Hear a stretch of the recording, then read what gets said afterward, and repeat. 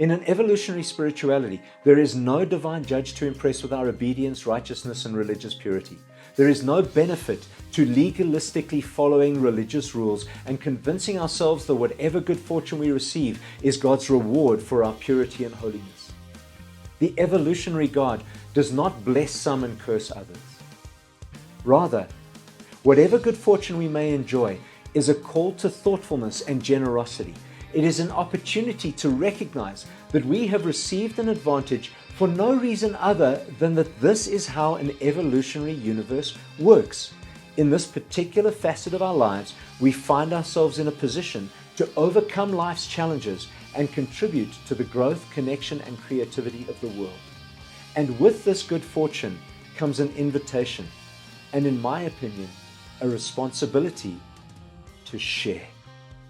To quote the Spider-Man movies, with great power, or in this case, with great advantage, comes great responsibility.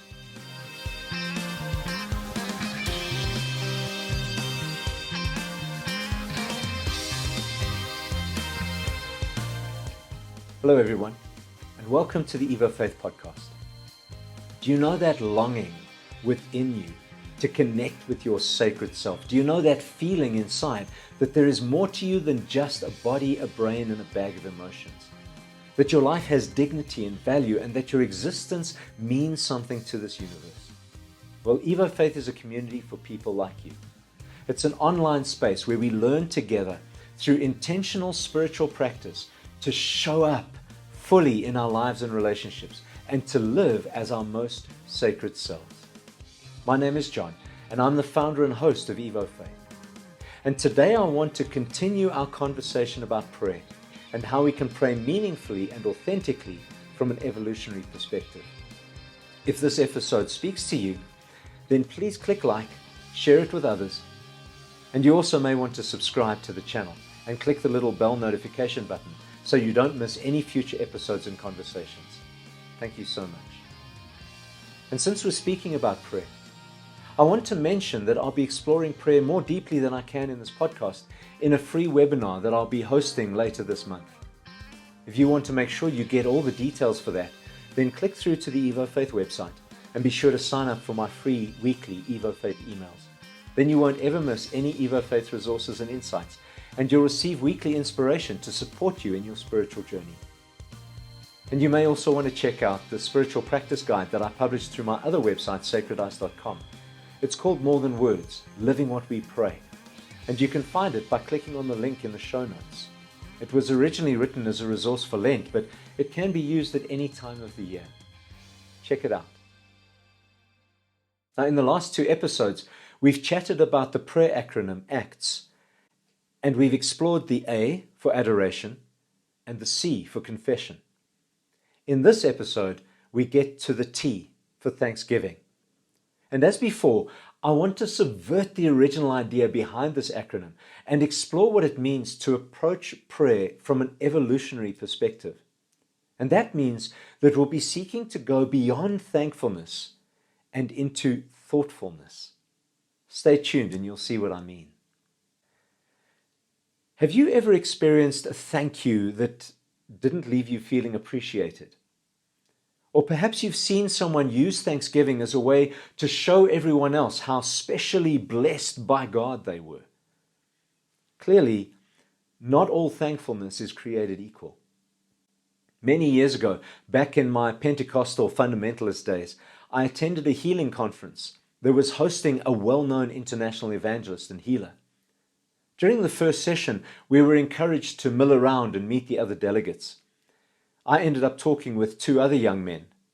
I was a young man back then.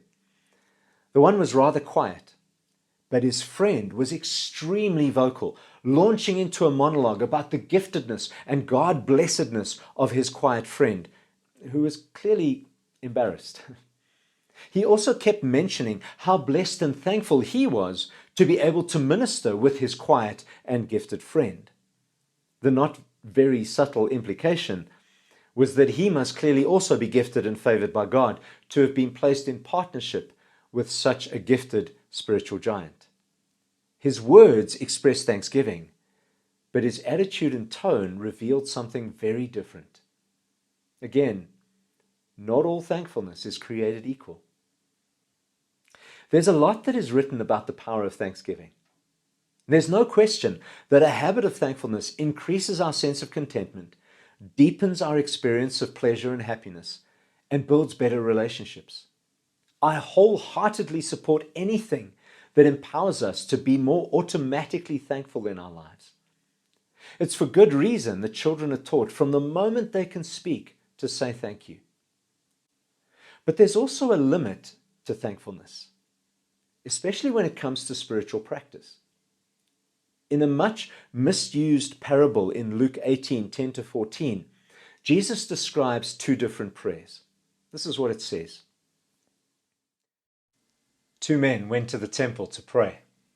One was a Pharisee, and the other was a despised tax collector. The Pharisee stood by himself and prayed this prayer. I thank you, God, that I'm not like other people, cheaters, sinners, adulterers. I'm certainly not like that tax collector. I fast twice a week, and I give you 1/10 of my income.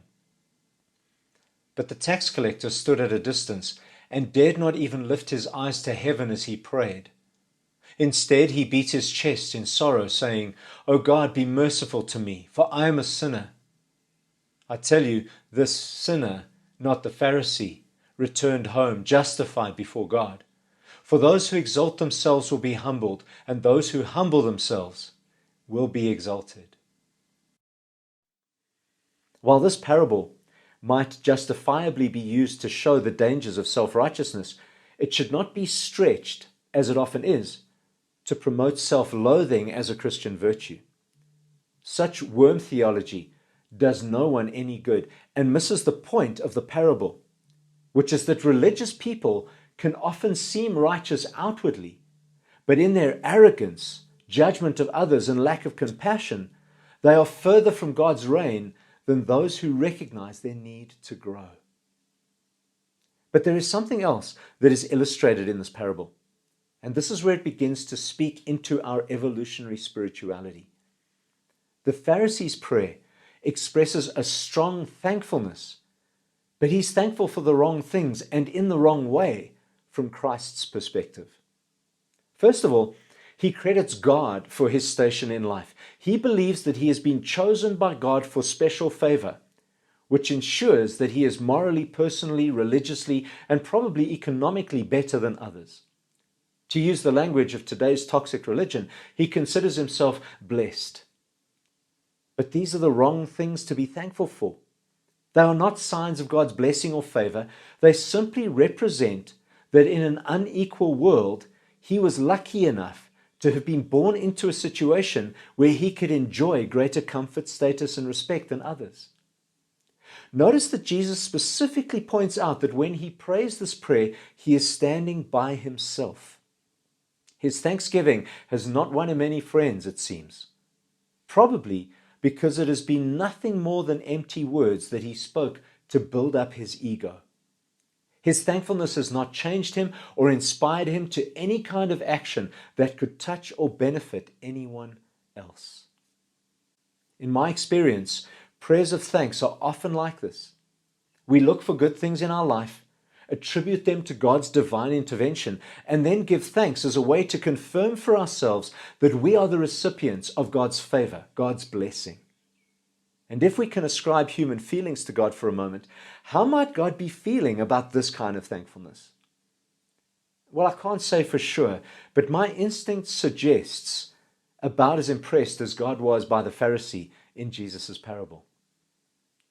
You see, true thankfulness can never be words alone. Thankfulness should always be a cause for us to pause and think, to become more thoughtful. Firstly, we should be far more thoughtful and honest about why we might enjoy good fortune and be much slower to attribute our blessings to a God who is impressed with us for any reason. But secondly, authentic thankfulness usually makes us more thoughtful about what we should do with our good fortune. And the answer, while it may take many forms, is really only one thing. We should share it. There's an internet meme going around that speaks to exactly this point. It says this: when you have more than you need, build a longer table, not a higher fence. In an evolutionary spirituality, there is no divine judge to impress with our obedience, righteousness, and religious purity. There is no benefit to legalistically following religious rules and convincing ourselves that whatever good fortune we receive is God's reward for our purity and holiness. The evolutionary God does not bless some and curse others. Rather, whatever good fortune we may enjoy is a call to thoughtfulness and generosity. It is an opportunity to recognize that we have received an advantage for no reason other than that this is how an evolutionary universe works. In this particular facet of our lives, we find ourselves in a position to overcome life's challenges and contribute to the growth, connection, and creativity of the world. And with this good fortune comes an invitation, and in my opinion, a responsibility to share. To quote the Spider-Man movies, with great power, or in this case, with great advantage, comes great responsibility. No blessing is ever given to a single individual or group. Whatever is given is always meant to be shared. There is no exceptionalism in authentic evolutionary spirituality. There is just each of us recognizing through thanksgiving what opportunities and resources we have to contribute to the common good. And then there is the response out of this awareness of thoughtful, generous contribution to the people and society around us in whatever way we can. Thanksgiving is a profoundly effective discipline, and it's one that I encourage us all to nurture and develop as intentionally and consistently as possible. But it should never be an excuse to separate ourselves from others, especially those in need. It should never be a reason to consider ourselves better or more blessed than others. It should always lead us to be more compassionate, generous, and considerate, to shift from mere thankfulness to a deep thoughtfulness in which we consider carefully how our blessing may become a blessing to those around us. And when thankfulness does this, it not only enriches our world, it enriches our lives with an ever-expanding sense of contentment and joy and connection. And that's something to be thankful for. In the next episode, we will explore the final letter in the ACTS acronym, the S for supplication. This is perhaps the most challenging of the 4 types of prayer we're exploring, because for most of us, asking for things is the very heart of prayer. It's what prayer means for us.